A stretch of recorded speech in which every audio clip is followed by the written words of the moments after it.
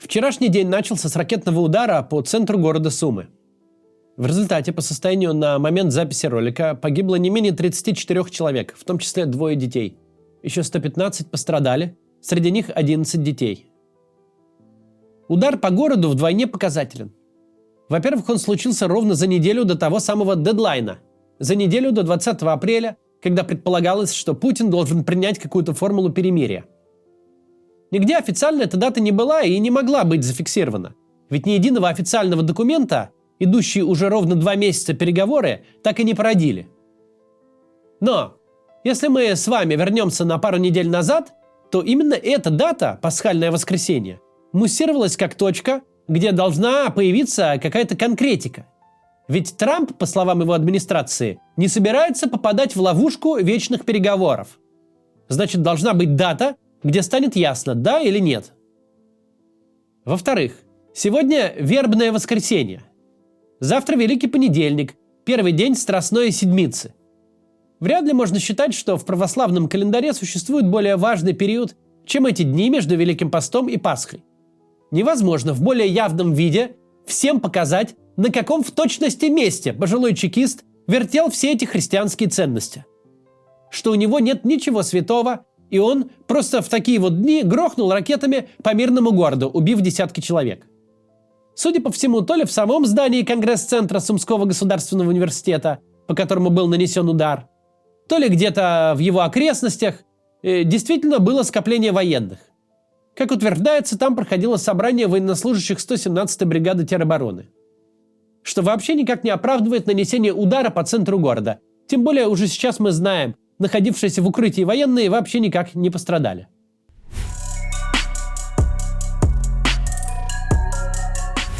Факт заключается в том, что ракетный удар по центру города, где непременно погибнет много гражданских, вообще никак не совместим со стремлением к каким бы то ни было переговорам. 20 апреля – дата для Трампа символическая. Там много чего сойдется вместе. Это Пасха, что для консервативной части его избирателей звук совершенно не пустой. Это также 3 месяца в должности, а значит символические 100 дней не за горами. Манера оценивать президентов по первым 100 дням пошла с Франклина Рузвельта, и хоть параметр этот чисто символический, смысла он не лишен. Как правило, президенты в первые 3 с хвостиком месяца находятся в самом комфортном из возможных положений. По крайней мере, одну из палат парламента уверенно контролирует президентская партия, в нашем случае вообще обе. До промежуточных выборов пока далеко, и даже отдельных конгрессменов и сенаторов еще не повыбивало по разным причинам. Избиратели не успели устать и разочароваться, поддержка новоизбранного президента еще очень высокая, а значит политический класс, даже если формально находится в оппозиции к новому лидеру, не склонен напрямую ему антагонизировать. Политически дороговато атаковать реализацию обещаний, за которые только что проголосовало большинство. Не бессмысленной является мысль, что если ты в момент наибольшей концентрации власти, максимальной лояльности избирателей и всего политического класса не смог сделать ничего, что можно считать реальным, то потом и подавно не сможешь. Раз уж не смог в момент максимального карт-бланша на реализацию своих обещаний превратить хотя бы одно из них в достижение. Ведь дальше, просто с течением времени и охлаждением предвыборного ажиотажа, поддержка неизбежно будет падать. Оппоненты, которые воздерживались от атак на свежего победителя, проснутся и будут клевать тебя за каждое слово, за каждый шаг и за каждую ошибку. Кто-то из лояльных тебе парламентариев умрет, кого-то поймают на свидании с несовершеннолетней, кто-то перейдет на другую работу, и устойчивое большинство превратится в шаткое. Это шаткое большинство уже не будет в полной мере тебе лояльным. Одно дело, безусловно, следовать за лидером, которого поддерживают 80% твоих избирателей. Другое дело, если поддерживают только 40%. Спустя же 1,5 года после вступления нового президента в должность проходят промежуточные выборы, где по старой американской традиции президентская партия оказывается парламентской оппозицией. Где для каждой президентской инициативы нужен двухпартийный консенсус, что было непросто в гораздо более спокойные времена. А с нынешней степенью поляризации осуществление такой инициативы уже перейдет в область фантастики. Окончание российско-украинской войны не самая важная часть программы Трампа, но в отличие от многого другого, могло бы стать неоспоримым достижением. Сугубо виртуальные цифры сэкономленных государством средств на счетчике Департамента правительственной эффективности, победа Илона Маска над трансгенными мышами, запрет программ инклюзивности и ролики о высылке мигрантов в кандалах. Это все понятно и хорошо, конечно. Но неважно, как избиратель относится к чему-то из этого. Ведь ничто нельзя из этого всего назвать каким-то финальным достижением. Как и торговую войну со всем миром, которая то с большой помпой объявляется, вызывая панику на рынках, то тут же откладывается, вызывая облегчение. Даже если избиратели поддерживают какие-то из этих действий, то все равно это процесс, а не результат. Окончание же российско-украинской войны, хоть сюжет для Трампа и побочный, но с результатом спорить было бы невозможно. Ведь можно сказать, при Байдене стреляли, а при Трампе нет. Несомненно, если бы тут хоть что-то срослось, хоть какое-то кривое перемирие на каких угодно условиях, то администрация Трампа повесила бы огромную неоновую вывеску над первыми 100 днями. «Трамп – великий миротворец! Вернул Америке былое величие, обещал, что Путин его послушается, и Путин послушался». Потому что вот Байдена в хрен не ставил, а Трампа уважает. Но это таймлайн Дональда Трампа. Все, о чем мы говорим, важно для Дональда Трампа. И чем ближе к сроку, когда бесконечный процесс должен бы прийти хоть к какому-то результату, тем яснее становится. Путин живет в совершенно иной действительности. Путину явно комфортно находиться в ситуации перманентных переговоров. Переговоров не с целью о чем-то договориться, а с целью их вести. Переговоры эти ни в коем случае не нужно проваливать. Американская администрация не должна почувствовать себя вселенским простофилей, которого водят за нос вокруг глобуса. Над переговорами этими всегда должна висеть надежда, будто что-то может срастись. В рамках таких переговоров можно чего-нибудь для себя выторговать попробовать. Снятие отдельных санкций, разморозку активов, ограничение военной помощи Украине. Главное, что пока переговоры идут, администрация самой богатой и могущественной страны на свете пусть и не является таким уж близким союзником, но точно не является врагом. Совершенно не факт, что пока переговоры идут, американская администрация пойдет на большие уступки, но хотя бы не пойдет на обострение. Причем, чем дольше такие переговоры удается тянуть, тем более слабым и уязвимым становится положение Трампа.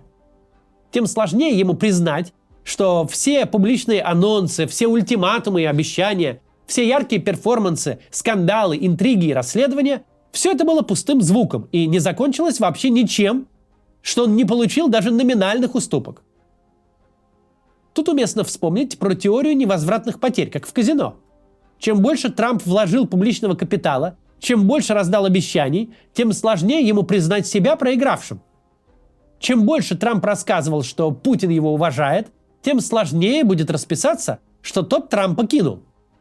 Для Путина переговоры со Штатами и война с Украиной – это явно два не связанных между собой процесса, у которых нет общих мотивов и сходных целей.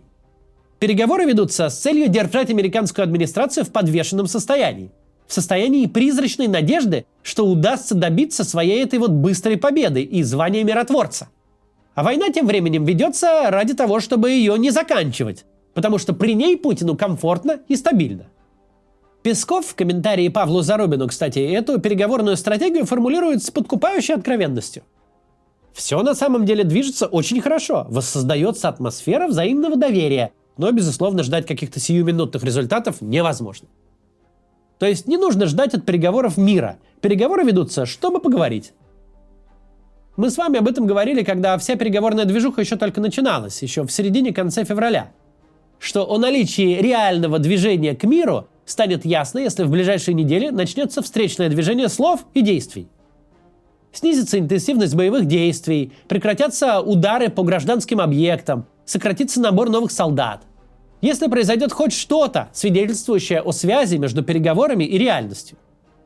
Если ты хочешь с кем-то о чем-то договориться, ты точно не продолжишь совершать непростительные поступки. Свежие трупы гражданских, убитые накануне дети – очень плохое подспорье, чтобы с кем-то разговаривать. Кто хочет договариваться, тот не сжигает мосты. Тот не отрубает своему визави политические возможности для уступок и компромиссов. Не стремится почаще показать окровавленные трупы и разрушенные дома. Мы с вами разговариваем 14 апреля. Уже невозможно не признать, что у переговоров никакого отражения в реальном мире не случилось. Боевые действия идут как никогда интенсивно. По городам летят баллистические ракеты. Гражданские от этих ударов гибнут десятками. Взаимный отказ от ударов по энергетической инфраструктуре оказался вообще каким-то номинальным концептом, вилами писанной по воде. Если же мы откроем поименный список погибших медиазоны, то обнаружим там Александра Петлинского, юношу из Челябинской области, который родился 31 января 2007 года, а погиб 9 марта 2025.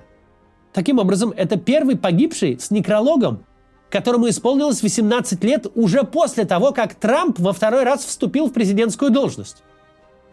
Из чего можно сделать вывод, что конвейер рекрутинга никто и близко не замедлял. Что как не было никакого зазора между подписанием контракта и отправкой на смерть, так и не возникло. Новобранцев не переводят в резервы, на тренировки или в запас. Их сразу бросают на фронт. Даже если представить, что погибший юноша подписал контракт в день своего рождения, то прожил он после этого 37 дней.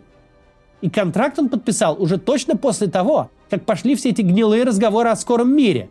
Ты, дескать, только успей из государства стрясти бабла.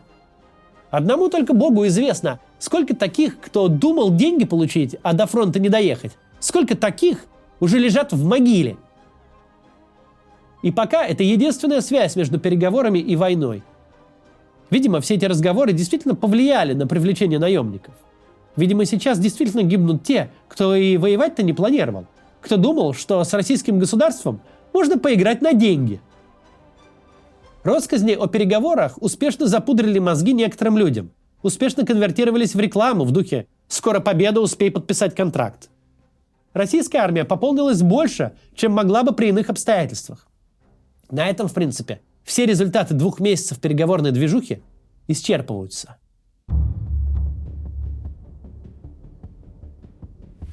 И чем ближе условный дедлайн, тем становится очевидней. Прогнозы, сделанные еще до вступления Трампа в должность, сбываются. Кавалерийский наскок не получился. И чем яснее это будет становиться, тем меньше Трамп будет говорить о мире. Не получив результата, Трамп потеряет интерес. Если вы следите за Дональдом Трампом в его публичных выступлениях и соцсетях, то не могли не заметить, как он этот интерес уже начал терять. Насколько реже он говорит и пишет о грядущем перемирии. О том, что уже вот-вот, совсем завтра, война, которая при нем ни за что бы не началась, им будет закончена. У Трампа уже совсем другие войны, которые он хочет выиграть. Торговая со всеми странами на свете. Реальная с террористами в Сомали и Йемене. Внутренняя с американской судебной системой и с мигрантами. Ядерные переговоры с Ираном. Короче говоря, нет недостатка врагов, которых можно торжественно победить на свой 100-дневный юбилей. А говорить о войне в Украине к этой дате, как-то странно. Если нечем хвастаться, лучше просто забыть. Слишком уж сложно хвастаться успехами в переговорах с Путиным, когда рядом висит заголовок об убитых в Украине детях.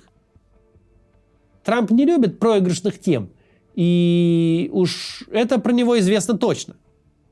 И чем меньше в этой теме будет лично Трампа, тем больше в ней будет обычных американских бюрократов, аппарата партии, тем больше там будет обычной американской политики. Нельзя сказать, что политика это особенно внятная, но, грубо говоря, все продолжится так, как шло. Какая-то помощь поступает, никакие санкции никто не снимает, оружейные лоббисты отстаивают свои интересы, согласованные пакеты помощи действуют, никаких значимых новых, видимо, не согласуют, но и старые не отменят. Понятно, что от усилий США перспектива окончания войны не становится ни ближе, ни дальше. А значит, вероятнее всего, мы вернемся к инерционному варианту. К вялому наблюдению, вялым санкциям и вялой же поддержке. Нет сомнений, что Трамп действительно хотел стать миротворцем. Но пока, к сожалению, мы вынуждены признать. Результат его усилий нулевой.